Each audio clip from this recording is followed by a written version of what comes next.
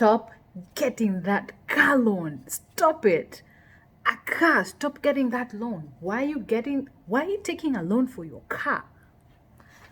Why? Tell me. Why are you getting a loan for your car? Does it mean you don't have enough money to actually pay for a car? You have to take a loan. And a car is a depreciating asset. I said it. Stop taking those loans. If you don't have enough money to buy your car as cash, stop it. Okay? Welcome back to my video yet again. Welcome. Thank you so much for subscribing. In today's video, we're going to talk about the car loans people take to impress people. Stop impressing people with your car loans. If you cannot buy a car loan, it means you're living above your means. Don't tell me nothing. You tell me why you took a loan for your car down in the comment section below. Make sure you like this video and subscribe. Why don't you want to subscribe? Thank you anyway. So I see people taking car loans to actually finance their cars from crazy interest rates to finance cars they can't even park outside their houses. You're parking outside your apartment. Okay, so guys, why would you buy a car? A car is a depreciating asset. Don't tell me nothing, cause unless you're doing that car for business, unless you're doing business with that car, Uber, Instacart, Bolt, whatever, all these companies that you have to use a car in order to generate income, that's fine.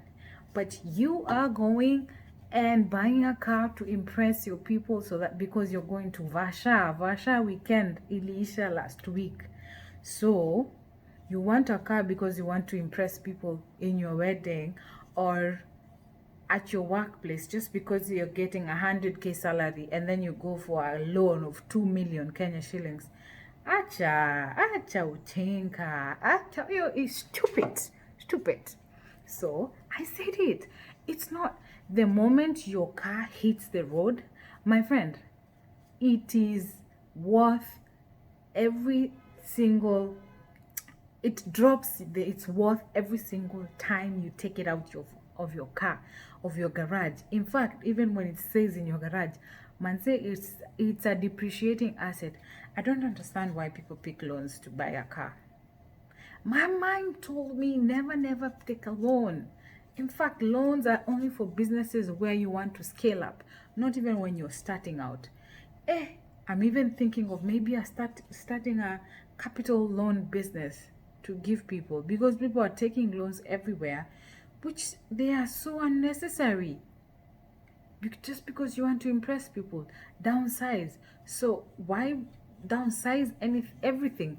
You don't have to eat meat every day. You don't have to eat what every day.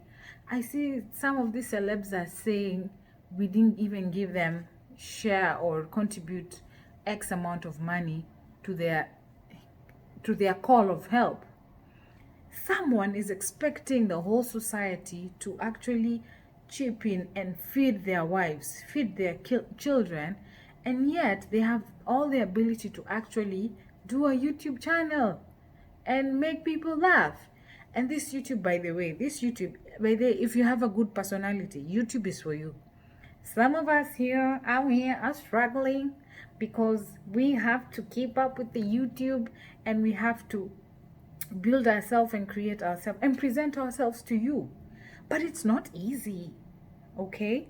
So in this video, I'm trying to say, hey, stop taking those loans that are unnecessary.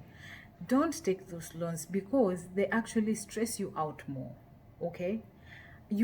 Because I know of many people who have taken these loans. They are struggling, and you see people texting you or sending you and asking, hey, si uniokole na 500 bob, hey, you can share with me $5 or 10 or what. But I know very well they have a car loan that they're actually financing. I don't think that's the right way. Tell me, what do you think of a car loan? What type of a loan would you take for yourself?